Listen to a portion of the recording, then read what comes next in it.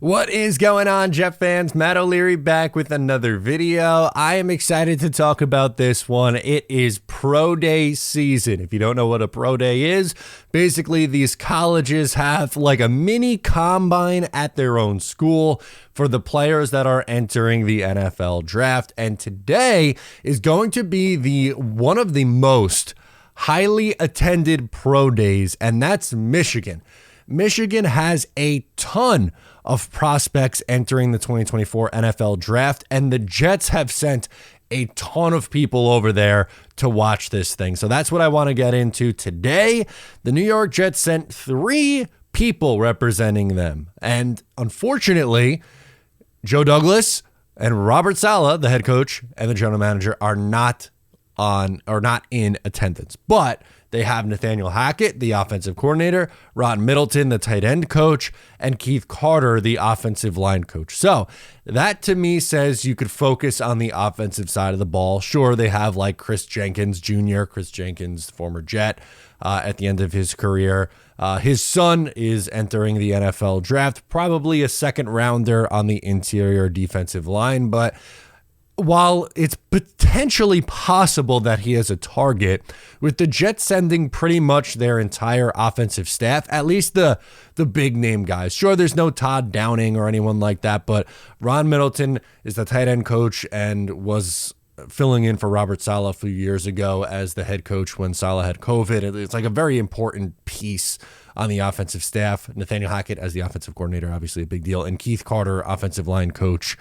Don't love him. You guys know how I feel about him, but those 3 guys are 3 important pieces to the offensive staff. Naturally, I feel like most people are going to go, well, offensive staff, J.J. McCarthy, and I think I would go, well, okay, no, pump the brakes there for a few reasons. Number one, I think he's going to go in the top 5, as crazy as that is. I don't view him as a top 5 player, someone worthy to go in the top 5. He's a first round quarterback, in my opinion, just not. I wouldn't take him that high, especially if you trade up for him like a Minnesota Vikings or New York Giants. But moral of the story, I feel like Douglas and Saleh would have to be there if they were really looking at the quarterbacks. And, both guys were there for Zach Wilson's pro day a few years ago.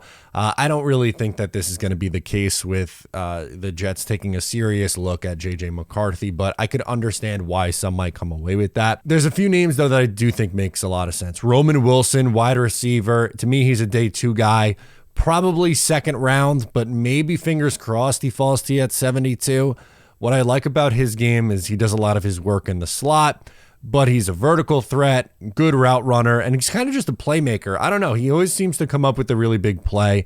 I feel like there's mixed reviews on Roman Wilson, that some people are like, the guy absolutely stinks. I don't get that. And others who are very high on his game. I like him a lot. I would be comfortable with the Jets moving back in the NFL draft in the first round so that they net a second round pick and potentially targeting Roman Wilson as a day 2 guy. Then you get to the offensive line, and while I am not a fan of Keith Carter as an offensive line coach, there are like legitimately 4 offensive linemen that could get drafted out of Michigan. Zach Zinter is one of them. He is probably my favorite of the crop.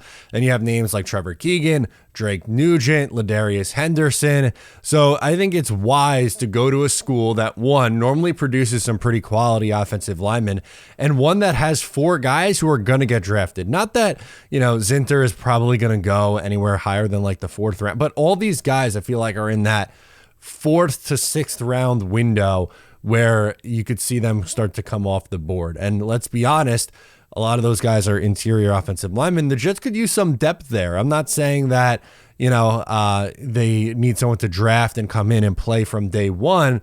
But right now, your depth on the interior is Wes Schweitzer, which is okay, but adding a mid-round swing on a guy who could potentially take over for John Simpson in a few years, because, right, he's on a 2-year deal. There's no guarantee he's a long-term answer. And ABT depends on what you want to do with him, if you're picking up his 5th-year option or not. So if they don't, this could be ABT's last year under contract. We'll see what they do there. They're going to wait till after the draft, more than likely, to decide on what they're going to do with Elijah Vera Tucker. But Zinter, Keegan, Nugent, and Henderson are all names to watch.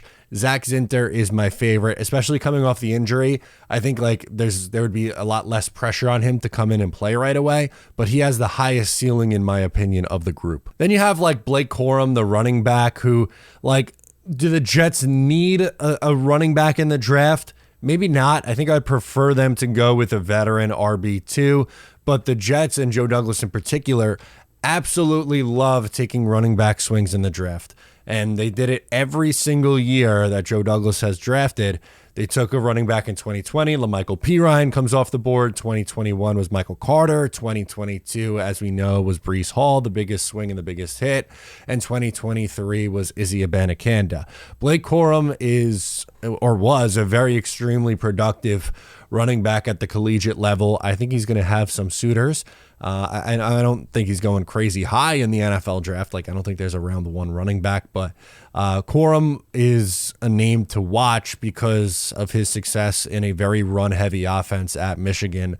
And who knows, maybe that's someone that the Jets are targeting. The last name I'll toss in here is tight end AJ Barner. Now, I don't even know if he ends up getting drafted. He could be a UDFA guy, but the reason why I'm bringing him up is because the Jets sent their tight end coach in Ron Middleton there. So that's one of the reasons. And then number two, like, the Jets have shown sneaky interest in that position.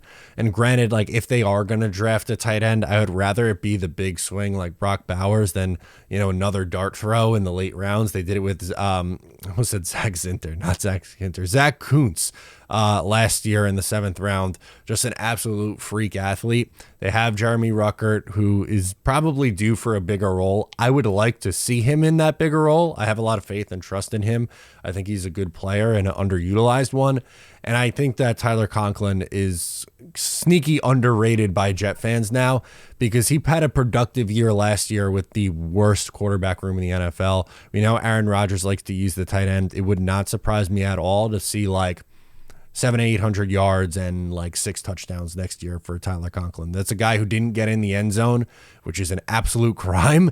It's unbelievable that the Jets could not get Tyler Conklin in the end zone, but was a really good target. I thought he improved after his first year. There were some times in year one where, whether it was a drop or just not able to come up with the contested catch in a big spot, I thought he was a nice safety blanket for really all the Jets' different quarterbacks, whether it was Wilson, Trevor Siemian, you go right down the line of guys. Tim Boyle, I know that he didn't get in the end zone, but putting up, he had over 600 yards in a horrendous quarterback room. So I think he could be productive in this offense. But anyway, let me know your thoughts of the Jets sending 3 guys to Michigan's Pro Day. Do you think they will actually end up taking someone from Michigan?